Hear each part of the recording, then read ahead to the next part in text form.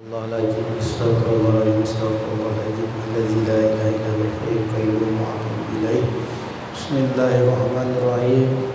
Assalamualaikum warahmatullahi wabarakatuh. A'udzu billahi minasy syaithanir rajim. Bismillahirrahmanirrahim. Bismillah walhamdulillah wassalatu wassalamu ala rasulillah sayyidina wa maulana Muhammad ibn Abdillah wa ala alihi wa ashabihi wa mawalah. La hawla wa la quwwata illa billah. La hawla wa la quwwata illa billah. La haula wa la quwwata illa billahil aliyyil azim. Faya ayyuhal hadirun wal mustami'un wal muhtaramun rahimakumullah. Wal hadirat wal mustami'at wal muhtaramat rahimakumullah. Yang ulun hormati Ketua Masjid Asy-Syifa, Ketua Umum, dan yang kami hormati Sekretaris Masjid Asy-Syifa dan para najin-najin masjid, dan yang ulun hormati serta ulun banggakan seluruh jamaah Masjid Asy-Syifa, calon-calon penghuni surganya Allah Subhanahu wa taala. Amin. Pada kesempatan ini ulun akan membawakan satu bahasan atau tema, yaitu menjadi pribadi yang sukses dunia dan akhirat. Nah, ini menjadi pribadi yang sukses. Nah, ini setiap orang pasti ingin meraih yang namanya kesuksesan. Tetapi terkadang seseorang mengartikan kesuksesan itu, mengukur kesuksesan hanya dari sudut pandang dunia semata. Fokus kepada karir, fokus kepada jabatan, dan fokus kepada harta benda. Nah, itu terkadang seseorang menilai kesuksesan yang kelirunya. Sebenarnya sejatinya kesuksesan itu adalah kesuksesan dunia dan akhirat. Itu yang kita harapkan. Rasulullah sallallahu alaihi wasallam, beliau adalah teladan yang luar biasa, memberikan kita pelajaran untuk menyeimbangkan dunia dan akhirat atau sukses dunia akhirat. Beliau memberikan tip, ada 3 komponen yang harus dimiliki seseorang untuk meraih kesuksesan tadi.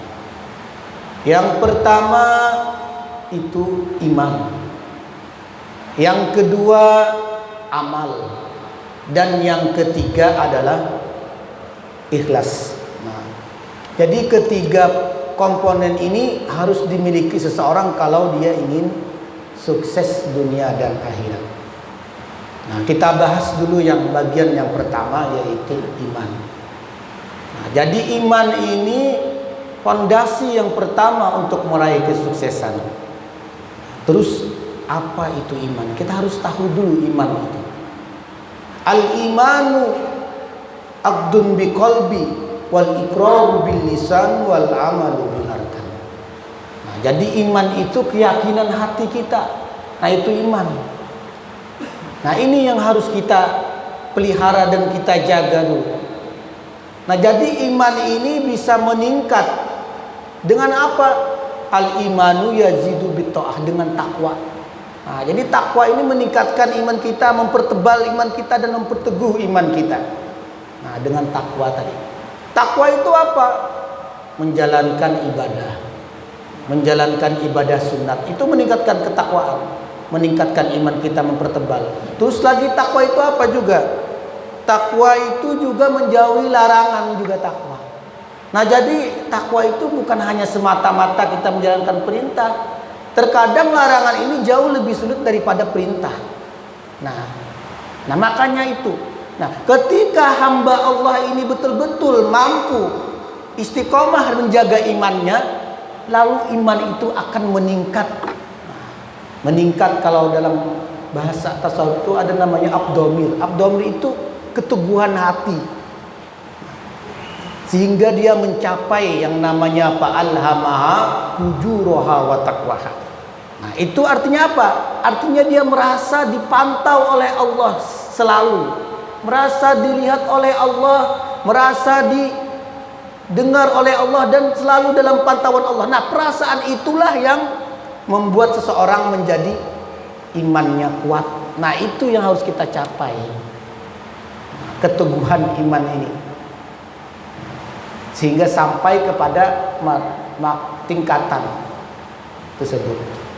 Nah, terus apa hubungannya ketika kita sudah mencapai iman yang seperti tadi? Apa hubungannya dengan kesuksesan? Tentu ada. Di dunia misalnya, orang yang imannya kuat, misalnya ia berdagang, Pak. Nah, tolak ukurnya itu adalah kejujuran. Nah, kalau imannya kuat, karena kejujuran ini lain daripada iman yang kuat tadi. Itu tolak ukurnya berdagang. Karena dengan jujur tadi, yakin akan sukses. Karena yang memberi rezeki itu adalah Allah.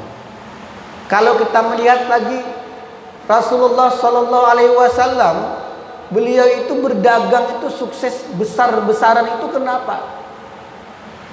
Karena jujur.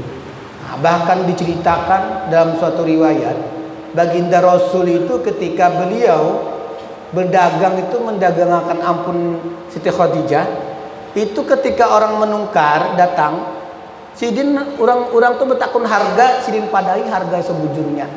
Kelewatan jujur sidin. Harganya si ini aja sidin. Terus lagi berapa pianak beri untung, nah itu.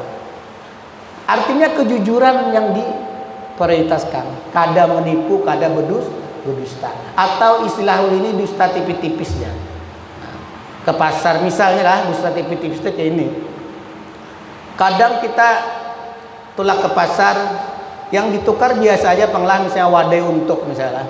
Nah, terus misalnya yang berjualan ini memadakan untuknya aja kada besari manis ya, supaya payu tadi.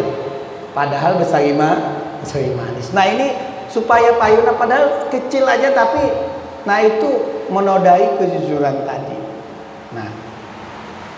Nah jadi baca makannya orang kan padahal sari manisnya buduyau lah. Nah itu kan daripada payu. Nah itu kada menumpati Nabi lah. Nah itu contoh yang orang yang imannya sudah meredup. Sari manis saja cuma kada sari manisnya, nang dianukan tuh kejujurannya tadi.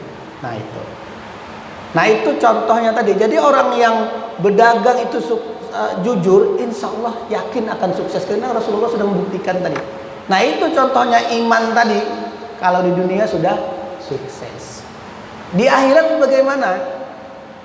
Nah, fungsi iman ini kalau di akhirat, orang yang beriman, orang yang imannya kuat, dia tidak akan terjatuh kepada hubud dunia, cinta kepada dunia yang berlebih-lebihan.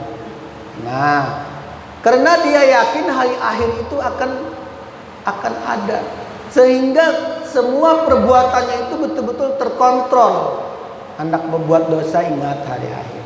Hendak malas beribadah, wah ya gasen sangudi kena di akhirat. Nah, rajin pulang.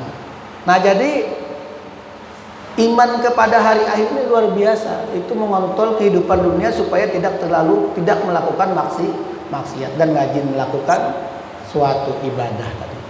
Nah, itu fungsinya. Apa kesuksesan di akhirat? Sehingga ketika dia rajin melaksanakan suatu ibadah, sehingga ketika dia takwa, maka Allah akan memberikan kesuksesan yang sejati, yaitu surganya Allah. Wa basyiril ladzina amanu wa 'amilus solihati anna lahum jannatin tajri, kata Allah. Allah akan membalas kepada hamba-hambanya yang beriman dan beramal soleh dengan surganya yang di bawahnya ada air sungai yang mengalir. Nah itu yang pertama. Langsung kita kepada yang kedua.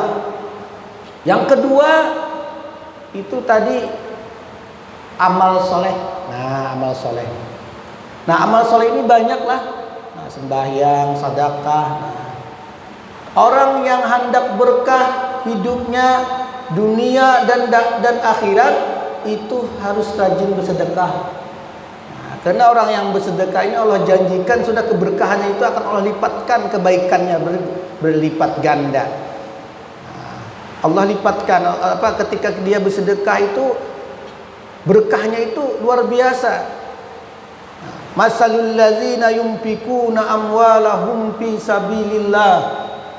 Orang yang bersedekah itu, orang yang bersedekah atau berinfak di jalan Allah, kama salihabbatin ambatat sab'a sanabila kullu sumbulatin mi'ata habbah.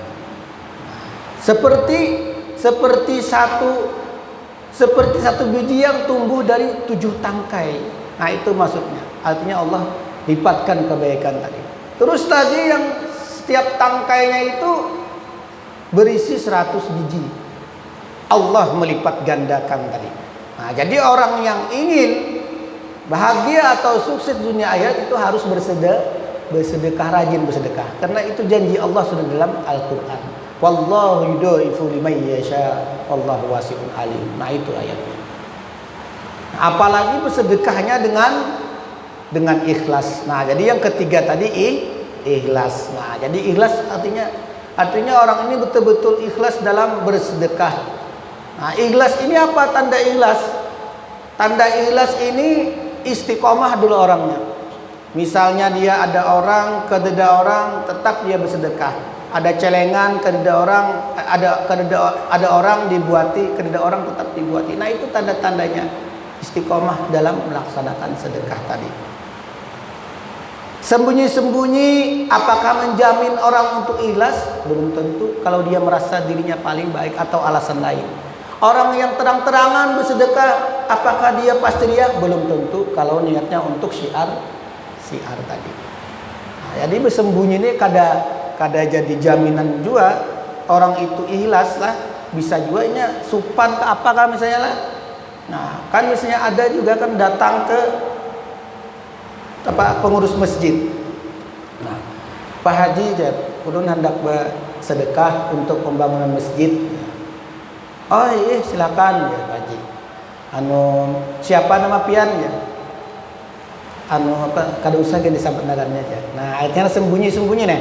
Nah, jadi tapi penting aja namanya nih supaya tahu orangnya tuh nah. Tulis aja hamba Allah aja. Nah, artinya sembunyi-sembunyi. Nah, terus oh ya ditulis saya hamba Allah. Soalnya ini hendak diumumkan aja pengurus masjidnya. Oh iya, berarti ditulis hamba Allah. Nah, Abdullah artinya hamba Allah. Ditakuni berapa pian menyumbang untuk pembangunan masjid? Nah, ulun menyumbang 2.000 aja. Nah, artinya ini supan karena sedikit tadi. Mungkin kalau banyak menyambat berapa gitu namanya kan. Nah, berarti karena 2.000 tadi berapa aja? 2.000 aja. Nah, 2.000 berarti orangnya kada mau disambat naran tadi karena membalinya sedikit tadi. Nah, itu. Jadi kada kawal lah jadi ukuran. Jadi yang sembunyi atau yang terang-terangan itu bukan jadi tolak ukuran orang untuk ikhlas. Yang menentukan tolak ukuran ikhlas itu adalah niat tadi. Nah, niat karena Allah. Nah, mungkin sekilas itu saja yang bisa ulun sampaikan. Nah, mudah-mudahan kita bisa melaksanakan semua apa yang disampaikan tadi, termasuk ulun pribadi, dan mudah-mudahan kita semua termasuk hamba-hamba Allah yang bukan hanya sukses di dunia, tapi juga kita menjadikan diri kita sukses di akhirat. Amin ya rabbal alamin. Nah, demikian dulu kuliah 7 menit dari ulun. Wabillahi taufiq wal hidayah.